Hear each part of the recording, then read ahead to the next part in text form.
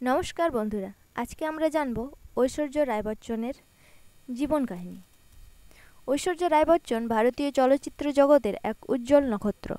তিনি শুধু একজন সফল অভিনেত্রীই নন, বরং আন্তর্জাতিক অঙ্গনের ভারতের সৌন্দর্য ও প্রতিভার প্রতীক হিসেবে পরিচিত। তার জীবনী নানা সংগ্রাম, সাফল্য ও অনন্য প্রতিভার সাক্ষ্য বহন করে।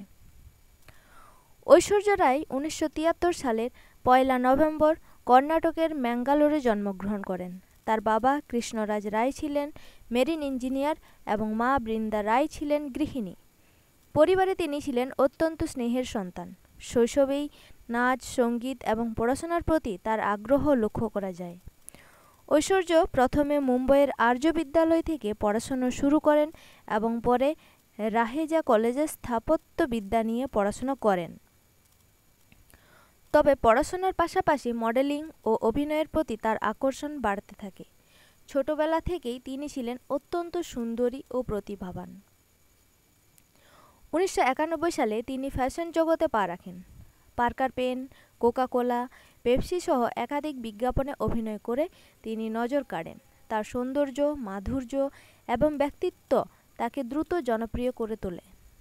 1994 সালে তিনি মিস ইন্ডিয়া প্রতিযোগিতায় অংশগ্রহণ করে দ্বিতীয় স্থান অর্জন করেন এবং পরের বছর মিস ওয়ার্ল্ড প্রতিযোগিতায় অংশ নিয়ে বিশ্ব সুন্দরীর মুকুট জিতেন। এই সাফল্যের মাধ্যমে তিনি আন্তর্জাতিক পর্যায়ে পরিচিতি পান এবং ভারতীয় নারীর সৌন্দর্যের প্রতীক হয়ে ওঠেন। মডেলিং থেকে চলচ্চিত্রে আসার যাত্রাটা ছিল তার সহজ নয়। প্রথমে তিনি দক্ষিণী চলচ্চিত্রে অভিনয় শুরু করে 1997 সালে মণি রত্নম পরিচালিত তামিল ছবির ইরুভার দিয়ে তার চলচ্চিত্র জীবনের সূচনা হয়।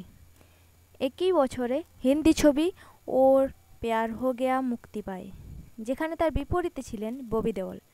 যদিও প্রথম ছবি বড়সড় সাফল্য পায়নি, তবু তার অভিনয় দক্ষতা মানুষের নজর কেড়ে নেয়। 1999 সালে হাম দিল দে চুকে সানাম ছবিতে সঞ্জয় লীলা বনসালের পরিচালনায় ঐশ্বর্য রায় অভিনয় করেন। এই ছবির মাধ্যমে তিনি তার অভিনয় ক্ষমতা প্রমাণ করেন এবং জাতীয় চলচ্চিত্র পুরস্কার পান।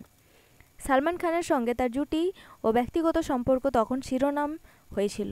2000 সালে তাল, জোশ ও ঢাই অক্ষর প্রেমকে ছবিগুলোতেও তার অভিনয় প্রশংসিত হয়। 2002 সালে দেবদাস ছবিতে ঐশ্বর্য শাহরুখ খান এবং মাধুরীর সঙ্গে অভিনয় করে অমর হয়ে যান।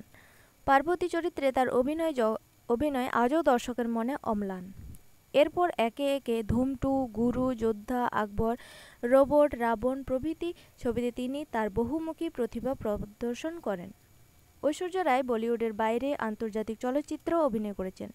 তিনি Bride and Prejudice, The Mistress of Spices, Pink Panther 2 প্রভৃতি ইংরেজি ছবিতে অভিনয় করেন।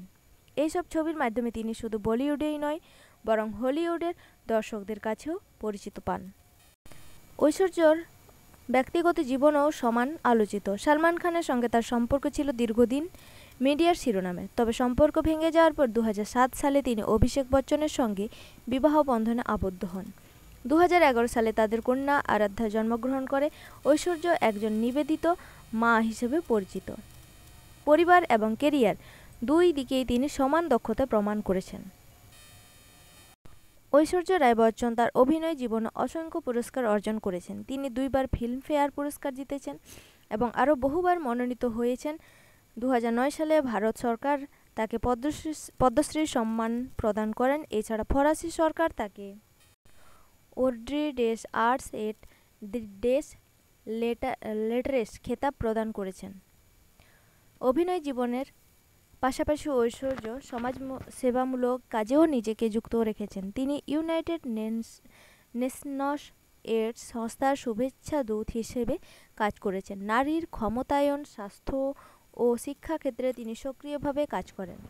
ঐশ্বর্য রায় শুধু একজন অভিনেত্রী নন, তিনি একজন প্রভাবশালী নারী। তার সৌন্দর্য, মেধা ও ব্যক্তিত্বের মাধ্যমে তিনি সমগ্র বিশ্বে ভারতীয় নারীর মর্যাদা উঁচু করেছেন। ফ্যাশন দুনিয়ার কান চলচ্চিত্র উৎসব এর তিনি নিয়মিত অংশগ্রহণ করে ভারতের প্রতিনিধিত্ব করেন। তার লাল গালিচার উপস্থিতি আজও আন্তর্জাতিক গণমাধ্যমে আলোচনার বিষয়। ঐশ্বর্য রায় বচ্চনের জীবনী আমাদের শেখায় যে সৌন্দর্য শুধু বাহ্যিক নয়, বরং মেধা, কঠোর পরিশ্রম ও আত্মবিশ্বাসের প্রকৃতির সাফল্যের চাবিকাঠি। তিনি ভারতীয় চলচ্চিত্র ইতিহাসের এক অনন্য অধ্যায়, যার নাম আজও বিশ্বব্যাপী সমানভাবে উচ্চারিত হয়।